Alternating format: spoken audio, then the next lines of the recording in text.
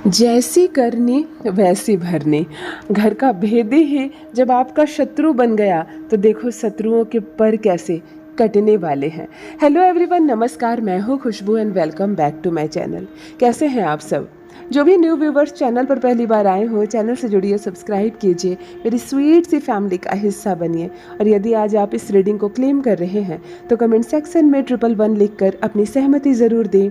कहाँ से सुन रहे हैं आप मुझे, कहाँ से देख रहे हैं, मुझे ज़रूर बताइए, मुझे बहुत प्रसन्नता होगी।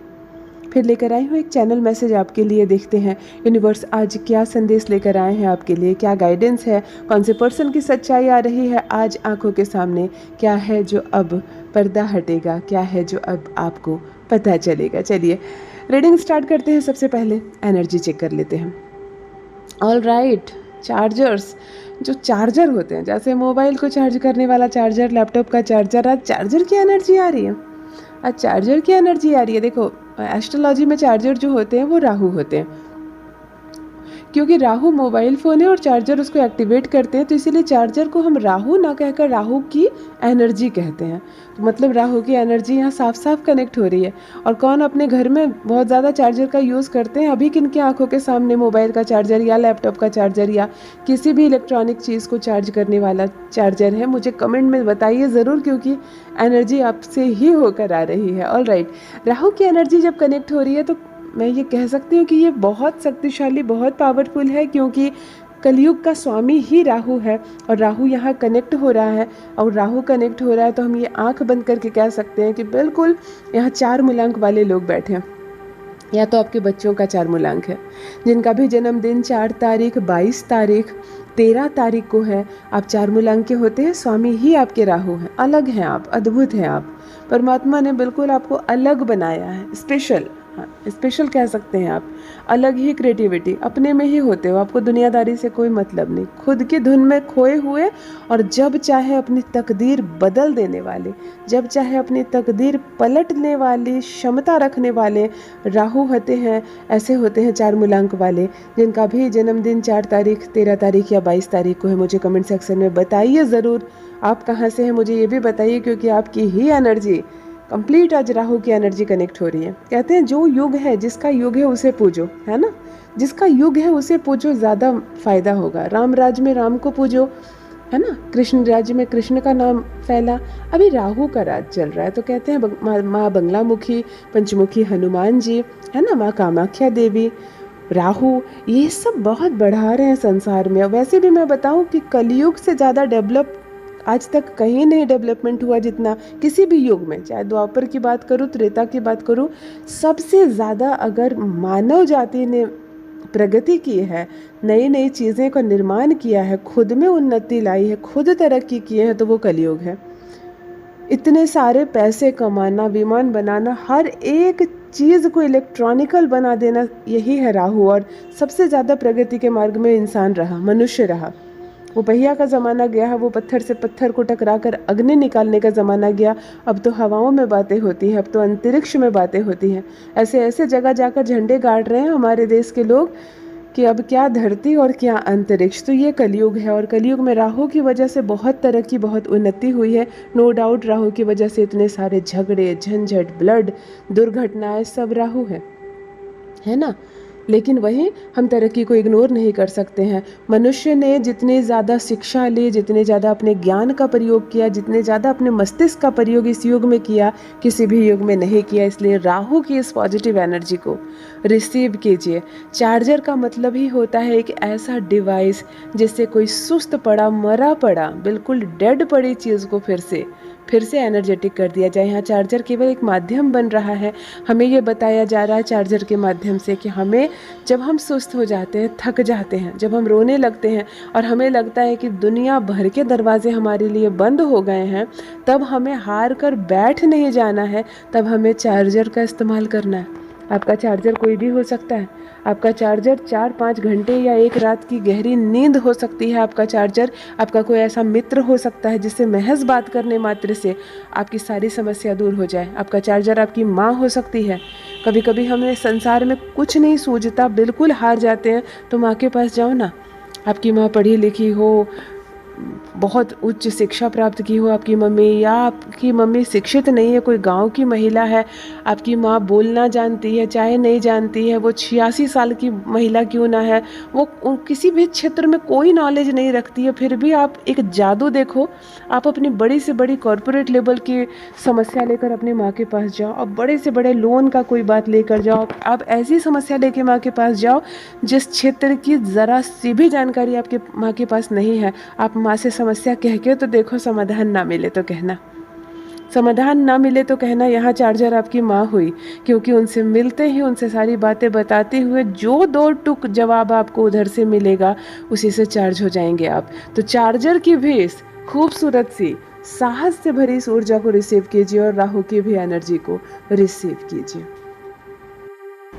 यहाँ इस वक्त मुझे एक पर्सन ऐसी एनर्जी के साथ दिख रहा है जिसे कहते हैं ना, परमात्मा ने तराशा है, आपको तराश कर हीरा बनाया गया है और आप अपनी वैल्यू नहीं समझ पा रहे हैं, क्योंकि आपके चारों ओर चंद ऐसे लोग हैं जिनकी वजह से आपको समझ में ही नहीं आता है कि आपकी कोई कीमत भी है। कहते हैं ना, गोबर के साथ रहो तो गोबर बन जाओ, विद्वानों के साथ रहो तो विद्वान बन जाओ, है ना, ये एक उदाहरण है।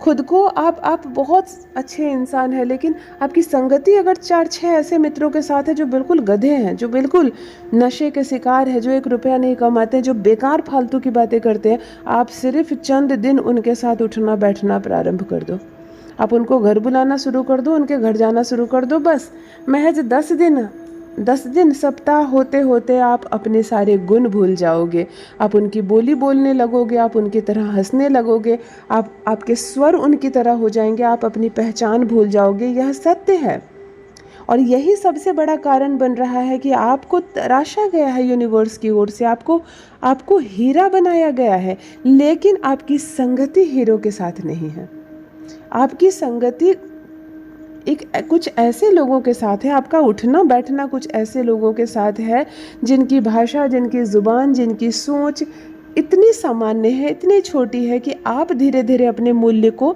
भूलते चले गए हैं। मैं यहाँ देख पा रही हूँ, आप हर वक्त खुद को अंडर एस्टिमेट करते हैं। जब भी कोई चीज़ आती है आपको ऐसा लगता है जैसे ये मुझसे नहीं होगा, क्योंकि आप हारे हुए लोगों के साथ रह रहे हैं। आपको जो लोग बातें कर रहे हैं, मोटिवेशनल बातें करनी चाहिए, या जो लोगों को आपको मोटिवेट करना चाहिए, वो आपके पैर नीचे की ओर खींच रहे हैं, वो आप ही के पैर खींच रहे हैं। क्या कर रहे हो, ये सब मत करो, नुकसान हो जाएगा। हमें देखो, हम बिंदास रहते हैं, बिंदास रहा करो, छोड़ो पैसे वैसे की बात, क्या करना है पैसे, खाली हाथ आए हैं खाली हाथ जाएंगे, क्यों संघर्ष कर रहे हो, आराम से ज़िंदगी जियो ना, चलो ऐश करते हैं, चलो मौज करते हैं। ये सब कुछ ऐसी बातें हैं जो क्षण भर सुनने में अच्छा लगता है और हमें मन करता है कि इन लोगों की बात माने और अपनी ज़िंदगी को बस ऐश करें। संघर्ष करने की क्या आवश्यकता है, ये सब बेकार की बातें हैं। किसी का पुण्य करो, किसी की भलाई करो तो भला होगा, जब मरने का वक्त आएगा तो सभी मरेंगे। ऐसा बोलने वालों की बातों को सुनकर हमारा हौसला बढ़ता है और हमें लगता है कि हम क्यों करें अच्छा काम, हम क्यों करें नेक काम, इतने समय में हम अपना भला ना कर लें जो किसी और का भला करे। क्योंकि सही बात है, जब मरने का समय आएगा तो हमें मरना ही होगा, कौन सा पुण्य करने वाला ज़्यादा जीता है। तो मेरा ये कहना है कि आप चंद ऐसे लोगों के साथ संगति है, आपकी उठना बैठना है, आपके घर का माहौल ऐसा है कि आपका जन्म जिस उद्देश्य से हुआ है, आपका लेबल, आपका मूलांक जिस हिसाब से है, आप खुद को अंडर एस्टिमेट करते हैं, आप अपनी वैल्यू नहीं समझ रहे हैं, आपको तराशा गया है, तराश कर हीरा बनाया गया है, लेकिन आप कोयलों के बीच रहकर खुद को कोयला समझ रहे हैं। यहाँ मुझे एक ऐसा शख्स नज़र आ रहा है जिनकी भी एनर्जी यहाँ आ रही है, मुझे कमेंट बॉक्स में सिस्टर समझकर लिखिएगा ज़रूर, ईमानदारी से बताइएगा ज़रूर। आप महिला भी हो सकते हैं और आप पुरुष भी हो सकते हैं, आप लड़का भी हो सकते हैं और आप लड़की भी हो सकते हैं। आप कदर समझो अपना, आप अपनी किस्मत को बदल देने का हौसला रखते हैं, आप अपनी अवस्था बदल देने की हौसला रखते हैं, आप सारी बिखरी हुई चीज़ों को एक धागे से बांध कर रखने की क्षमता रखते हैं, लेकिन आपने ढील दे रखी है अपने जीवन को, आपने छोड़ रखा है। आप अटेम्प्ट नहीं लगा रहे हैं सिर्फ इसलिए कि छोड़ो ना, कोई भी तो नहीं कर रहा, फिर मैं क्यों करूं। आपको इन चीज़ों से निकलना होगा। आपको कीचड़ में जैसे कमल खिलता है ना, कमल कीचड़ में नहीं सनता है, पूरे संपूर्ण कीचड़ में अगर एक भी कमल है तो वह कमल भी स्वच्छंद खिलता है और ये बताता है कि मैं भले ही कीचड़ में जन्म ले रहा हूँ, मैं भले ही कीचड़ में बड़ा हो रहा हूँ, मेरे दिन से रात कीचड़ में बीत रहे हैं, लेकिन मैं अपने छवि पर कीचड़ लगने नहीं दूंगा। तभी तो वो कमल जाकर काट कर माता लक्ष्मी के चरणों में चढ़ाया जाता है और धन मांगा जाता है। मतलब सोचियो, सबसे ज़्यादा फूलों में सबसे ज़्यादा वैल्यू हम कमल को देते हैं, और कमल ही है जो हमारे घर में गमले में नहीं उगता है, वो बिल्कुल दल दल कर कीचड़ में उगता है। और हमें ये बताता है कि ये मत सोचो आप किन लोगों के बीच हो, किस माहौल के बीच हो, बस अपनी क्षमताओं को मत भूलना। यहाँ अपनी क्षमताओं को अंडर एस्टिमेट करते हुए अपने गुण को, हो सकता है कोई लड़की है ऐसी बहुत प्रतिभाशाली, आप तैयारी कर रहे थे, आप चाहते तो किसी उच्च पद को प्राप्त करती, आप डॉक्टर बनती, आप बहुत कुछ बन सकती थी। आपकी शादी एक ऐसे घर में हो गई जहाँ बस आप रोटियाँ बना रही हो, और फिर कुछ समय संघर्ष करने के बाद आप छोड़ दी हो और खुद को रोटी बनाने के लायक ही समझ ली हो, और सिर्फ आप रोटी बना रही हो और आपको ये लग रहा है कि बस मेरा जीवन यहाँ समाप्त हुआ। अगर आप हैं ये, तो उठो, जागो, अपनी कीमत समझो, क्योंकि ज़िंदगी फिर दूसरी बार नहीं मिलेगी। परमात्मा ने जिस लायक आपको बनाया है, आपको वो कर्म करना चाहिए। रोटियां भी बनाओ। अगर आप महिला हैं, आप खाना बना रहे हो, अगर आपके छोटे बच्चे हैं और दिन रात आपका बच्चों में जा रहा है, तो वो भी आपका धर्म है। आप बच्चों की सेवा करो, उन्हें प्यार दो, क्योंकि कभी आपको भी सेवा मिली और प्यार मिली। लेकिन इसके साथ साथ अपनी वैल्यू को ना भूलें। अपनी वैल्यू को ना भूलें, तब जाकर शत्रुओं के पर कटेंगे, क्योंकि यहाँ शत्रु हावी हैं आप पर। शत्रु कौन है? वो आपके आसपास के माहौल वाले। वो आपके आसपास के माहौल वाले ही शत्रु है जो हर वक्त आपसे कह रहे हैं तुम किसी काम के नहीं हो, है ना। कुछ पुरुष को मैंने देखा है, जो कुछ लड़कों को ऐसा देखा मैंने, बहुत ओवर टैलेंटेड है, वो चाहे तो दुनिया बदल दे, परंतु माँ बाप के कहने पर, दोस्त के कहने पर, मित्रों के कहने पर वो उन्होंने एक दुकान खोल ली और वहाँ बैठकर कुछ सामान बेच रहे हैं, और बस सुबह से रात तक काट रहे हैं अपने सारे गुण को, अपने सारे टैलेंट को भूल कर। और फिर धीरे धीरे यही कह रहे हैं कि टाइम कट रहा है, ज़िंदगी कट जाएगी, मुझे क्या करना है। आप उठो, वहाँ से निकलो, आप हीरा हो, आप चमक हो, और इस चमक को दुनिया को देखने दो, वरना जीवन बहुत सीमित है। चंद वर्षों का ही जीवन है, वो समाप्त हो जाएगा। इतने में ही आपको अपनी पहचान बनानी है, इतने समय में ही आपको अपनी पहचान बनानी है, जो सदियों सदी तक आपकी पहचान बनी रहेगी। इसीलिए आपसे कहा जा रहा है कि अपनी मानसिकता को बदलो। परमात्मा ने कुछ सोचकर आपको बनाया है, बहुत सारे गुणों से भरा है, और आपके जो इर्द गिर्द लोग हैं जो हर वक्त आपको सता रहे हैं, आपको आपके पैर नीचे की ओर खींच रहे हैं, वही है आपके दुश्मन, जिनके पर अब कटेंगे। आप हौसले की उड़ान भरकर तो देखो, उनके पर अब कटेंगे।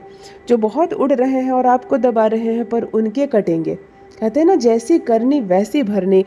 अगर आप सुस्त पड़ जाते हो, आप ठंडे पड़ जाते हो, तो वो उड़ रहे हैं ना, वो उड़ रहे हैं, वो मन ही मन ये खुशी मना रहे हैं कि चलो देखो, कहती थी डॉक्टर बनूंगी, कहती थी आईएएस आईपीएस बनूंगी, ठीक हमारे घर में रोटियां बना रही है, इसकी ज़िंदगी रोटी बनाने में जाएगी। ऐसे कहने वाले शत्रुओं के पर अब कटेंगे। आप हौसले की उड़ान भरकर तो देखो, आप अपने हौसले से उड़ान भरकर तो देखो। जैसी करनी वैसी भरनी। जिसके लिए गड्ढा खोदोगे वो बाद में गिरेगा, चाहे नहीं गिरेगा, पहले आप गिरोगे, ये तय है। अगर आपको गिराने के लिए इतने सारे लोगों ने गड्ढा खोदा है, तो आप बचकर निकलो इससे, वो सारे गिरेंगे इसमें। ये सृष्टि का नियम है, ये सृष्टि का नियम, और ये हमारी दुनिया में ये कॉमन है कि आप अपनी खुशी किसी को बताकर तो देखो, वो आपकी खुशी ना काट दे तो कहना। आप अपनी सफलता की कहानी किसी को सुनाकर तो देखो, वो कभी प्रसन्न नहीं होगा, वो दुखी होगा। यह कड़वा है मगर सच है, ये कड़वा है मगर सच है।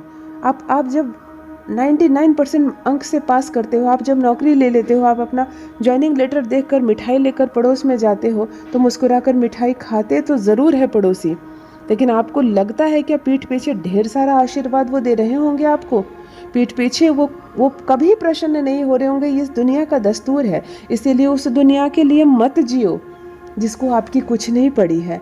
केवल अपने बारे में सोचो कि मैं किस लिए बना हूँ, मेरे जीवन का उद्देश्य क्या है, मेरे भीतर क्षमता क्या है, मैं क्या से क्या कर सकता हूँ, मैं क्या से क्या कर सकता हूँ। 4 तंबाकू और सिगरेट पीने वाले लड़के मिल जाते हैं और एक पढ़ने लिखने वाले स्वच्छ लड़के को 4 दिन में बिगाड़ देते हैं। क्या कर रहे हो, किताबों में क्या रखा है, चंद पैसे कमाने के लिए अपनी ज़िंदगी क्यों बिगाड़ रहे हो, हमारे साथ चलो, मौज मस्ती करो, ज़िंदगी का दूसरा ही रंग देखने को मिलेगा। ऐसा सुनकर एक स्वच्छ पढ़ाई लिखाई करने वाला लड़का जो बुलंदियों तक जा सकता था, उन 4 लड़कों की बात में आकर जीवन नष्ट कर लेता है। मैं ऐसे बच्चों से कहना चाहूँगी, मैं ऐसी बहनों से कहना चाहूँगी, अगर आपके लिए ये चैनलिंग हो रही है, आप अपने आप को खुद दबा रहे हैं। दुश्मन तो हर वक्त दबाएंगे, वैसे भी हमारे चारों ओर शत्रु होते हैं और उनका काम ही है हमें दबाना। मैं बताऊँ, ये हौसले की जो एनर्जी आ रही है, ये मंगल है, यानी 9 मूलांक वाले लोग इस वक्त जुड़े हुए हैं मुझसे, जिनका भी जन्मदिन 9 तारीख, 18 तारीख और 27 तारीख है। 9 मूलांक है आपका, साहस से भरे हुए आप हैं। मंगल की इस पॉजिटिव, मंगल की साहस से भरी इस ऊर्जा को रिसीव कीजिए, जो आप एक छलांग लगाएंगे और दुनिया आपकी कदमों में। तो आपको सुस्त नहीं बैठना है, आपको ठंडा नहीं होना है, आपको रोना नहीं है, आपको थकना नहीं है, आपको हार नहीं मानना है। साथ ही साथ मुझे यहाँ एक घर का भेदी भी दिख रहा है जो आपका शत्रु बन बैठा है। ये अलग अलग डाउनलोड हो सकता है, ये किसी अन्य से रेजोनेट हो सकता है। एक घर है जहाँ एक घर का भेदी है, एक घर है जहाँ एक घर का भेदी है। ये कूटनीति वाले लोग कहीं हमारा पीछा छोड़ते नहीं हैं। दुनिया का कोई कोना हो, कूटनीति करने वाले लोग, भेद खोलने वाले लोग, हमारे पैरों को नीचे की ओर खींचने वाले लोग, हमारी बातें सुनकर बाहर जाकर बताने वाले लोगों की कमी नहीं है दुनिया में। एक घर है जहाँ घर का भेदी है। घर का भेदी बड़ा खतरनाक होता है। बाहर वाले दूसरे दुश्मन के लिए आप दरवाज़ा बंद कर देते हो, धीरे बात करते हो, उसकी आवाज़ उस तक नहीं जाएगी। घर के अंदर अगर भेदी हो तो दरवाज़ा कैसे बंद करोगे? वो तो अंदर ही है, सारी बातें सुन रहा है, सारी प्रक्रियाएं देख रहा है, आप क्या कर रहे हो, कहाँ कर रहे हो, कैसे कर रहे हो, और सारी बातें बाहर जा रही है। सफलता आपके नज़दीक आकर ख़त्म हो जाती है, सपने आपके पूरे होते होते ख़त्म हो जाते हैं, क्योंकि ऐसे भेदी हर वक्त भेद रहे हैं, हर वक्त हमारे घर की दीवारों को खोखला कर रहे हैं। ये खुद हमारे घर की बहू हो सकती है, हमारे घर का कोई रिश्तेदार हो सकता, हमारे घर की बेटी भी हो सकती है। ऐसा नहीं मैं बहू कहूँगी। कभी कभी मैंने देखा है, घर की लड़की जो होती है वो दूसरों की बात में आ जाती है और पिता की सारी जानकारी एक ऐसे इंसान को देती है जिससे कोई वास्ता नहीं। थोड़ा सा मीठा बात कर लिया, लड़की उसकी बात में आ गई, तब वो हो जाती है घर की भेदी। कभी कभी हमारे घर का नालायक लड़का जो होता है, खुद घर का बेटा जो सारी संपत्ति का मालिक होगा और सारे भविष्य जो होगा इस घर का, वही जाकर मिल जाता है ऐसी फैमिली के साथ जो दुश्मन है आपके, क्योंकि उनके परिवार वाले थोड़ा सा मीठा बात कर लेते हैं। इन्हें लगता है कि हमारे माता पिता ही शत्रु हैं और वही हमारे मित्र हैं, और तब जाके घर के सारे भेद बाहर पहुंचने लगते हैं। कुछ लड़कियां विवाह करके अपने ससुराल आती हैं और ससुराल की सारी बातें फ़ोन करके अपने मायके बताना शुरू करती हैं, और धीरे धीरे एक समय ऐसा आता है कि मायके वाले पूरे शत्रु हो जाते हैं ससुराल के, जबकि ससुराल में ऐसा कुछ हुआ ही नहीं। ये सब घर के भेदी हैं और घर के भेदी से आपको रहना है सावधान। वो अपनी पुत्री हो, अपना पुत्र हो, अपनी बहू हो, या कोई बाहर का मित्र जो बहुत मीठा बोलकर आपके घर आता है, आपके साथ उठना बैठना करता है, परंतु सारी एक्टिविटी पर नज़र रखता है, सारी बातें बाहर पहुंचाता है, और उसके कारण न जाने कितने काम बनते बनते खराब हो गए, न जाने कितने सपने बनते बनते टूट गए। तो हमें ऐसे भेदी को अपने घर के बाहर रखना है। जो घर का परिवार है उसे भी एक हद तक ही रखना है, सब कुछ नहीं बताना है, तभी इस ज़माने में सुरक्षित रह पाओगे। सहमत हो तो कमेंट सेक्शन में यस ज़रूर लिखना। मुझे एक ऐसा घर दिख रहा है जहाँ एक घर का भेदी है। आपके घर का भेदी है अगर, तो मुझे ये भी बताना कौन है, मेरे साथ साझा अवश्य करना। और मैं जागृति की बात करूं तो जागो, उठो, अपने टैलेंट को समझो, क्योंकि परमात्मा ने ये जीवन केवल एक बार दिया है। अगला जन्म हमारा मनुष्य का होगा, इसकी सियोरिटी, इसकी गारंटी कोई नहीं लेता। अगले जन्म हम छिपकली बनेंगे या गाय बनेंगे या बिल्ली बनेंगे, हमें नहीं मालूम। ये सब चीज़ें हमने केवल पढ़ी है, सब चीज़ें केवल हम आंक रहे हैं, लेकिन वास्तविकता ये है कि इस जन्म हम मनुष्य हैं। इस जन्म हम अपनी भाषा का प्रयोग करके, अपने मस्तिष्क का प्रयोग करके वो कर सकते हैं जिससे हमारी तकदीर बदल जाए रातों रात। यदि आज आप इस रीडिंग को क्लेम कर रहे हैं तो कमेंट सेक्शन में 111 लिखकर अपनी सहमति ज़रूर दें। कहाँ से सुन रहे हैं आप मुझे, कहाँ से देख रहे हैं, मुझे ज़रूर बताइए, मुझे बहुत प्रसन्नता होगी। जो भी न्यू व्यूवर्स चैनल पर पहली बार आए हो, चैनल से जुड़िए, सब्सक्राइब कीजिए, मेरी स्वीट सी फैमिली का हिस्सा बनिए। परमात्मा ने आपको बेहद खूबसूरत बनाया है। आप यूनिवर्स की एक अद्भुत रचना है, बेजोड़ हैं आप, बेजोड़ हैं आप, कोई आपका जोड़ नहीं, लाजवाब हैं आप। अपना ख्याल रखिए। Thank you so much. Love you all my family. Bye bye.